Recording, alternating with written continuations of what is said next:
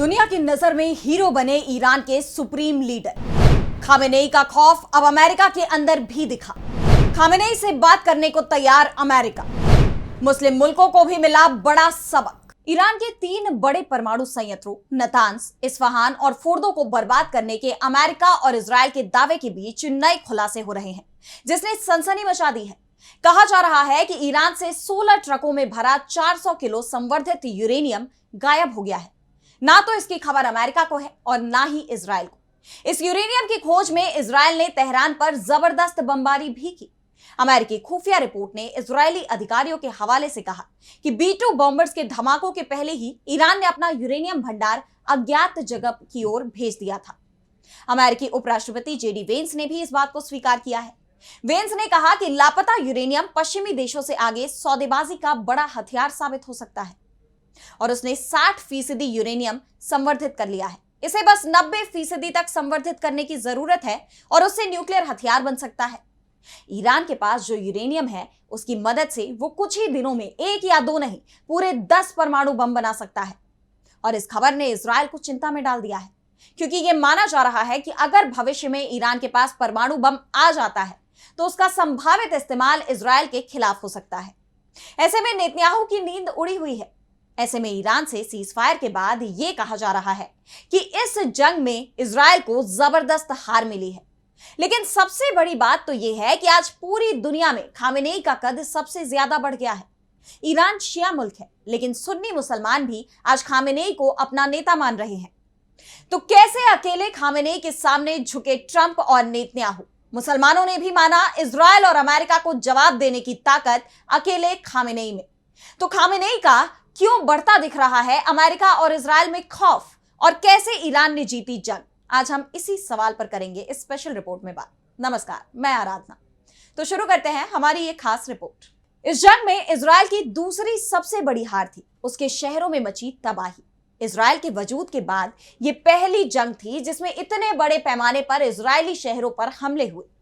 86 साल की उम्र में पहुंच चुके supreme leader Ayatollah Ali Khamenei ने अपनी जान के खतरे के बाद भी ईरान के लोगों के सम्मान और संप्रभुता की रक्षा के लिए सरेंडर करने से इनकार कर दिया।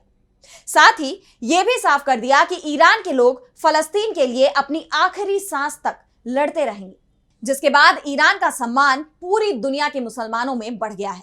सऊदी और तुर्की जैसे देश मुस्लिम दुनिया का प्रतिनिधित्व करने का दावा करते हैं, लेकिन ये दोनों ही देश इजरायल के खिलाफ एक्शन लेने में नाकाम रहे हैं। ईरान की तरफ से अमेरिका और इजरायल को दो टूक जवाब देने के बाद अब शिया मुसलमानों के साथ साथ सुन्नी मुसलमानों में भी खामेनेई का कद काफी बढ़ गया है। पिछले करीब 21 महीनों से इजरायल गजा पर लगातार हमले कर रहा है। 55,000 से ज्यादा लोगों की जान अब तक ले चुका है, लेकिन इजरायल के हमलों की सऊदी, कतर जैसे खाड़ी देशों ने सिर्फ निंदा ही की है। लेकिन ईरान ने फलस्तीन के लिए अपनी प्रतिबद्धता पर अटल रहते हुए शुरुआत से ही इजरायल की नाक में दम किया है। ईरान एक शिया देश और फलस्तीन एक सुन्नी देश, लेकिन गजा पर जब हमला हुआ तो ईरान सबसे पहले इजरायल के खिलाफ खड़ा हुआ। युद्ध की शुरुआत से ही ईरान की प्रॉक्सी हूती, हिजबुल्लाह जैसे संगठनों ने इजरायल की नाक में दम किया। वहीं जानकार तो मानते हैं कि हमास को भी ईरान ही सैन्य और आर्थिक सहायता देता है। साथ ही अंतरराष्ट्रीय मंच पर भी कूटनीतिक तरीके से ईरान ने फलस्तीन का मुद्दा उठाया। और जब 13 जून को इजरायल ने ईरान पर हमला किया, उसके कई सैन्य अधिकारियों को निशाना बनाया, परमाणु केंद्रों पर भी बम बरसाए, तो खामेनेई ने पलटवार करने में देर नहीं की। 10 दिनों तक लगातार ईरान ने इजरायल पर मिसाइल हमले किए। जब इजरायल की हार तय दिखने लगी तो अमेरिका भी इस जंग में कूद पड़ा। 21-22 जून की रात ईरान की 3 परमाणु साइट नतांज, फोर्दो और इस्फहान पर अपने सबसे खतरनाक B-2 बॉम्बर से अमेरिका ने हमला बोल दिया। और साथ ही अमेरिकी राष्ट्रपति डोनाल्ड ट्रंप ने यह भी धमकी दी कि हमें पता है कि खामेनेई कहां है और ईरान सरेंडर करे। लेकिन खामेनेई ने भी साफ कर दिया कि मेरे जान की कुछ भी कीमत नहीं है। ईरान के लिए उन्होंने अपनी जान भी दांव पर लगा दी। साथ ही अमेरिकी हमले का जवाब देने का ऐलान भी कर दिया। बाद में अमेरिका के सैन्य बेस पर हमला भी किया। ईरान ने बिना झुके अमेरिका और इजरायल को सीजफायर के लिए मजबूर किया है, जिसके बाद खामेनेई पूरी दुनिया में मुसलमानों के हीरो बन गए हैं। अब बात करते हैं अमेरिका और इजरायल की बड़ी हार की। तो सैटेलाइट तस्वीरों में अमेरिकी हमले से पहले फोर्दो न्यूक्लियर प्लांट के बाहर 16 ट्रकों को खड़े देखा गया। कोम शहर में पहाड़ के करीब 60 मीटर नीचे ये एटमी ठिकाना बनाया गया है। अमेरिका ने B-2 बॉम्बर से 12 बंकर बस्टर बम फोर्दो पर गिराए थे और इसे तबाह करने का दावा किया था, लेकिन अमेरिकी हमले से पहले ये सभी ट्रक गायब दिखाई दिए। ऐसे में एक सवाल यह भी किया जा रहा है कि क्या अमेरिकी हमले की खबर पहले ही लीक हो गई थी, या ईरान को यह एहसास हो चुका था कि इस जंग में अमेरिका की भी एंट्री होने वाली है और इसीलिए उसने 400 किलो यूरेनियम सुरक्षित जगह पर पहुंचा दिया, जिसकी खबर अमेरिका और इजराइल तक को भी नहीं हुई। ईरान भी यह दावा कर चुका है कि उसका यूरेनियम भंडार पूरी तरह से सुरक्षित है। हालांकि फोर्दो से क्या ले जाया गया है और कहां ले जाया गया है, इस पर कोई पक्की खबर सामने नहीं आई है। माना जा रहा है कि इसे इस्फहान परमाणु संयंत्र में ले जाया गया। वहां भी सुरंगों के भीतर एक एटमी ठिकाना है।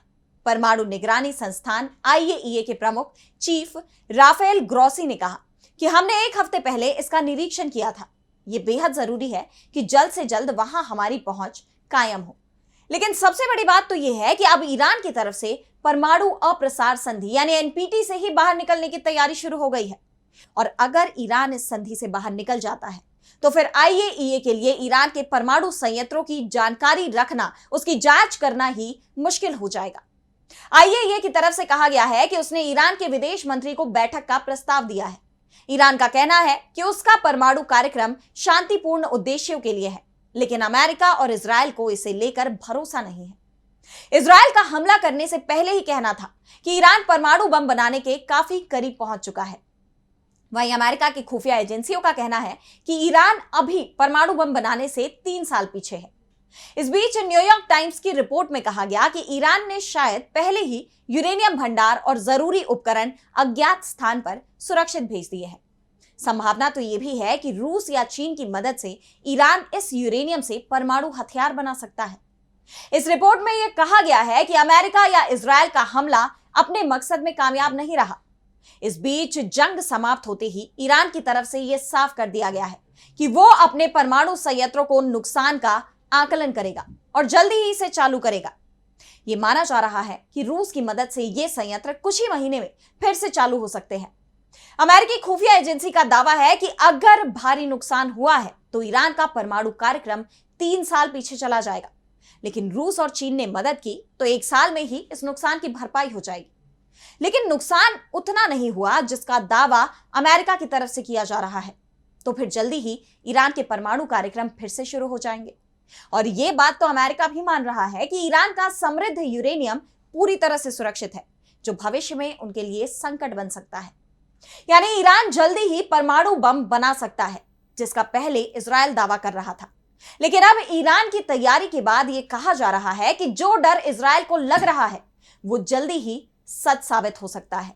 तो आज इस स्पेशल रिपोर्ट में इतना ही। अगर आपको ये वीडियो पसंद आई तो इसे लाइक, शेयर, सब्सक्राइब करना ना भूलें और आपकी जो भी राय है हमारे स्पेशल रिपोर्ट को लेकर कमेंट सेक्शन में हमें जरूर बताएं।